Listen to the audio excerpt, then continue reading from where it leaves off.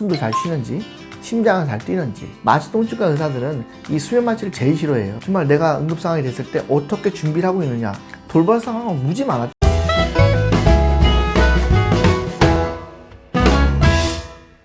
모발 이식 할 때 네. 마취는 어떻게 진행이 되나요? 저희 병원을 예를 드린다면 저희는 일단 모든 환자를 혈관 주사를 잡아요. 영어로 인트라비너스, IV 라인이라고 하는데 IV 라인을 꼭 잡게 되죠. 여기 혈관을 통해서 처음에 마취할 때 약간의 향정신성 약물이 들어가게 됩니다.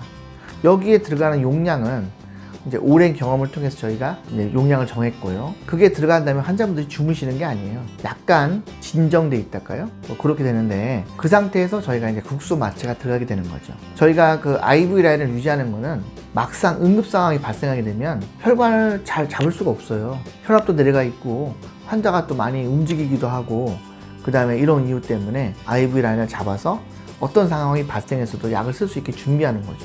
사실 저희 병원에 마취통증과 의사가 계시긴 합니다만 마취통증과 의사들은 이 수면 마취를 제일 싫어해요. 마취통증과는 뭘 좋아하냐? 전신 마취, 척추 마취 이런 마취를 좋아해요.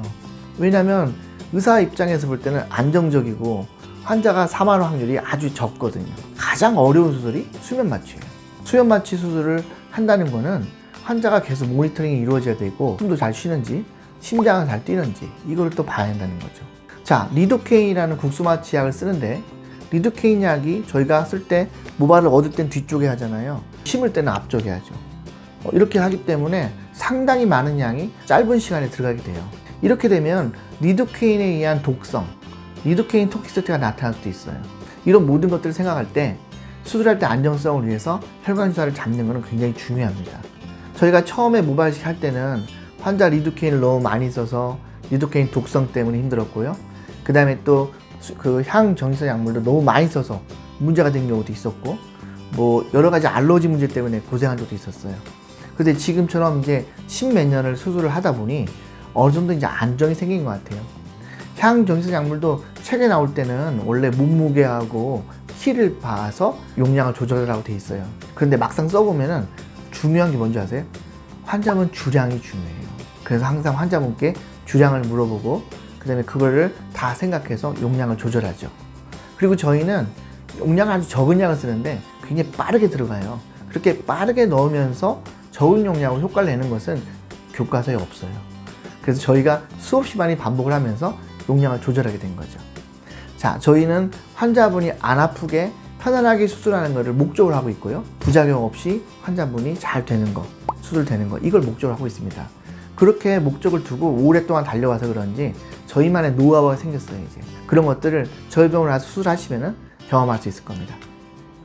가끔 뉴스에 보면은 마취 때문에 뭐 사망했다 아니면 뭐 사고가 났다 이런 말들이 있는데요. 네. 혹시 이 병원에서도 그런 사고나 뭐 그 돌발 상황이 있었던 적이 있을까요? 돌발 상황은 무지 많았죠, 사실은. 지금은 이제 거의 없지만 옛날에 절개 수술을 할 때는 환자가 엎드린 상태에서 이런 이제 약이 들어가게 돼요. 그러면 환자 얼굴도 안 보이고 숨을 제대로 쉬고 있는지도 잘 모를 때가 있었어요. 그런데 이제 빠른 시간 내에 이거를 절개해서 꿰매야 되는데 좀 속도가 느린 병원들은 시간이 좀 지연되죠. 그럼 갑자기 환자 상태가 안 좋아지는 경우가 있어요. 제가 알기로는 옛날에 사고 난 병원도 모발 이식을 전문으로 한 병원은 아니었고 어쩌다 수술하는 건데 엎드린 상태에서 환자분이 어떤 상태인지 잘 모르고 있다가 이제 환자가 숨을 안 쉬고 있는 걸 알게 된 거죠. 그래서 그때부터 이제 응급처치하고 했는데 그때 이유는 어떨지 모르겠지만 중환자실에 가셔서 사망은 아니지만 거의 뇌사 상태 되셨다는 말도 들었습니다. 머리카락 좀 심어서 잘 나으려고 했는데 뇌사 상태 된다는 게 말이 되겠습니까? 그렇지만 이런 것들은 언제나 발생할 수 있기 때문에 의사로서는 조심하고 여러 가지의 응급 상황에 대비하는 것을 만들어 놔야겠죠. 자, 수술을 많이 해본 병원일수록 가장 잘하고 있는 것은 응급 상황에 대비하는 겁니다.